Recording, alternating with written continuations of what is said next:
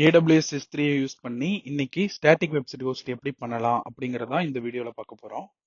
நான் லோக்கல்ல வச்சிருக்க என்னோட ஸ்டாட்டிக் வெப்சைட் இதுதான். இதை நம்ம எப்படி AWS S3 யூஸ் பண்ணி ஹோஸ்ட் பண்ண போறோம் அப்படிங்கறதா இந்த வீடியோ. நம்ம AWS மேனேஜ்மெண்ட் கன்சோலை லாகின் பண்ணிக்கலாம். AWS மேனேஜ்மெண்ட் கன்சோல்ல AWSங்கிற ஹோம் பட்டனை சூஸ் பண்ணிட்டு நம்ம ஓபன் பண்ணிக்கலாம். ஹோம் பேஜ் இதுதான். இதுல ரீசென்ட்லி விசிட்டட்ல S3 ஓபன் பண்ணிக்கலாம். இப்போ S3ல நம்ம ஒரு பக்கெட் கிரியேட் பண்ண போறோம். ஸோ கிரியேட் பக்கெட், அதுல யூனிக்கா நம்ம ஒரு நேம் கொடுக்க போறோம். So inside cloud static website டெமோன்னு நம்ம நேம் கொடுத்துக்கலாம். Static website demo. இதுல இருக்கிற டிஃபால்ட் செட்டிங்கே நம்ம யூஸ் பண்ணிக்கலாம். இந்த block public access settings for this bucket இதை மட்டும் நம்ம ரிமூவ் பண்ணிட்டு அக்னாலேஜ்ல அக்னாலேஜ் பண்ணிக்கலாம். மற்ற செட்டிங்ஸ்லாம் டிஃபால்ட் தான். கீழே வந்துட்டு ரைட்ல கிரியேட் பக்கெட்டுங்கிற ஆப்ஷனை கிளிக் பண்ணி நம்ம பக்கெட் கிரியேட் பண்ணிட்டோம். இந்த பக்கெட்ல நம்ம ஸ்டாட்டிக் வெப்சைட்ல வச்சிருந்த index.html அப்படிங்கிற ஃபைலை வந்துட்டு நம்ம இதுல அப்லோட் பண்ணிக்கலாம்.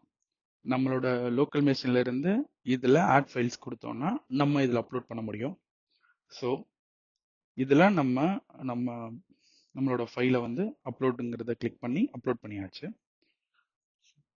அப்லோட் பண்ணதுக்கு அப்புறம் நம்ம திரும்ப பக்கெட் இருக்கிற பேஜுக்கே போயிடலாம். இந்த index.htmlங்கிறது ஆப்ஜெக்ட். ஸோ இந்த ப்ராப்பர்ட்டிஸ்ல ஸ்க்ரோல் டவுன் பண்ணிட்டே கீழே வந்தோம்னா ஸ்டாட்டிக் வெப்சைட் ஹோஸ்டிங்னு ஒரு பட்டன் இருக்கும். ஸோ அதுல எனபிள் பண்ணிட்டு நம்மள ஃபைலோட நேமை அங்க கொடுக்கணும். index.html கொடுத்ததுக்கு அப்புறம் நம்ம இதை சேவ் பண்ணிக்கலாம். சேவ் பண்ணதுக்கு அப்புறம் நம்ம பெர்மிஷன்ல பக்கெட் பாலிசிங்கிறத நம்ம ஆட் பண்ணணும். இப்போ பெர்மிஷன் போயிட்டு பக்கெட் பாலிசியில எடிட் பண்ணி நம்ம கிட்ட ஆல்ரெடி பக்கெட் பாலிசி நோட் பேட்ல சேவ் பண்ணி வச்சிருக்கோம். அதுல பக்கெட் ஏஆர்என், அந்த ஏஆர்என்ல நம்மளோட புதுசா கிரியேட் பண்ண பக்கெட் ஏஆர்எனை மாத்தி கொடுத்துட்டு இதை பேஸ்ட் பண்ணோம்னா நமக்கு பக்கெட் பாலிசி ரெடி. அந்த ஏஆர்எனுக்கு பதிலா நம்மளோட பக்கெட் ஏஆர்எனை சூஸ் பண்ணி காப்பி பேஸ்ட் பண்ணிக்கலாம். காப்பி பேஸ்ட் பண்ணதுக்கு அப்புறம் நம்மளோட பக்கெட் பாலிசி ரெடி. இது வழியா, இந்த பக்கெட் பாலிசி கொடுக்கறது வழியா நம்மளால இந்த பக்கெட்ல உள்ள ஆப்ஜெக்டை ஆக்சஸ் பண்ண முடியும். ஸ்டாட்டிக் வெப்சைட் ஹோஸ்ட் பண்ண எல்லாரும் பார்க்கணும். ஸோ இந்த பாலிசிங்கிறது இம்பார்ட்டன்ட்.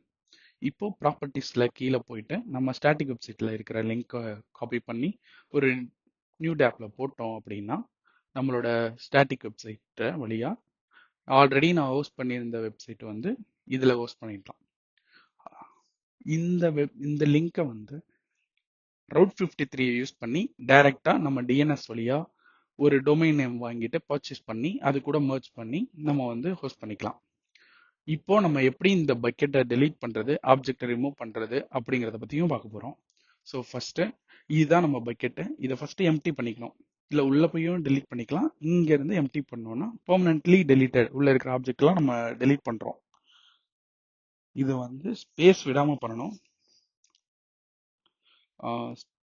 ஸ்பேஸ் இருந்துச்சுன்னா ரிமூவ் ஆகாது. ஸ்பேஸ் ரிமூவ் பண்ணிட்டு நம்ம பெர்மனன்ட்லி டெலீட்டட் கொடுத்தோம்னா நம்ம ஆப்ஜெக்ட் டெலீட் ஆயிடுச்சு.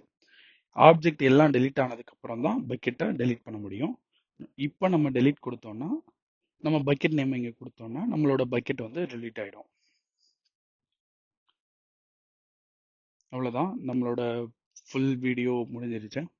ஒரு ஸ்டாட்டிக் வெப்சைட்டை ஹோஸ்ட் பண்ணிட்டு அதை எப்படி டெலீட் பண்றோங்கிறத பார்த்துட்டோம்.